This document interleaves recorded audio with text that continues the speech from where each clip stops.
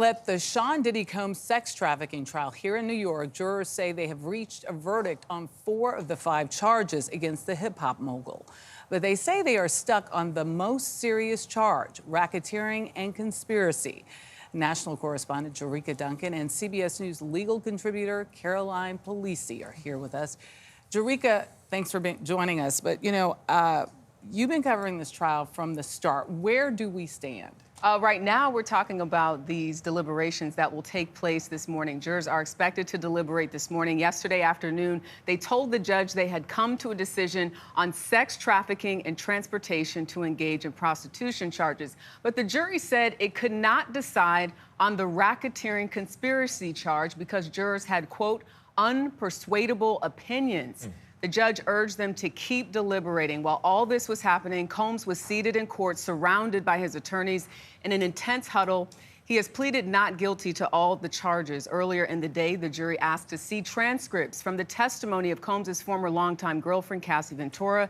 That suggests the jury was analyzing possibly that sex trafficking charge that Combs faces in relationship to Ventura. The jury also asked to review transcripts from the testimony of an escort who says he was paid to have sex with Ventura on multiple occasions. So a lot to parse out here, but ultimately we still don't know what the outcome is. We just know that they've reached a verdict on 4 of those 5 counts. Very interesting. Caroline, for parsing the outcome, some analysis here. What makes the racketeering conspiracy charge so complicated? Yeah, it is complicated. It has the most elements, and frankly, it is what some people have criticized the government for, perhaps an overcharging, right? RICO, racketeering conspiracy, you think mob, mafia, organized crime syndicates.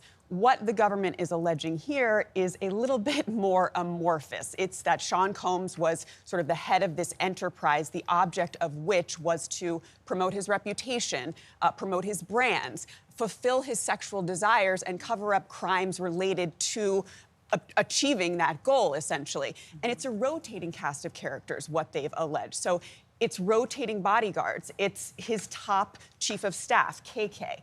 And they didn't put on the sand, any of those people.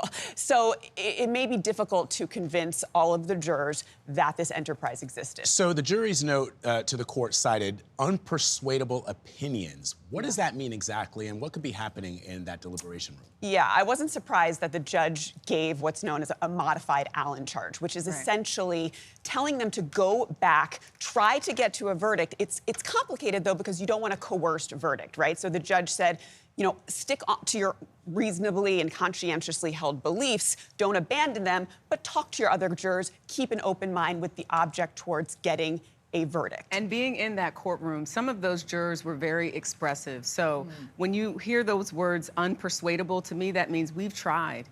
And we've got people in here who are like, I don't see it. So now they're gonna have more time, as they should, and if they don't reach a verdict today, we're told there's a possibility that the judge would keep the court open on Thursday, even though technically it's closed. Wow. But we'll see if that is even needed. Serious business. You guys have been a great team covering this all the way. We appreciate it again today. Thank you, Jurika and Caroline.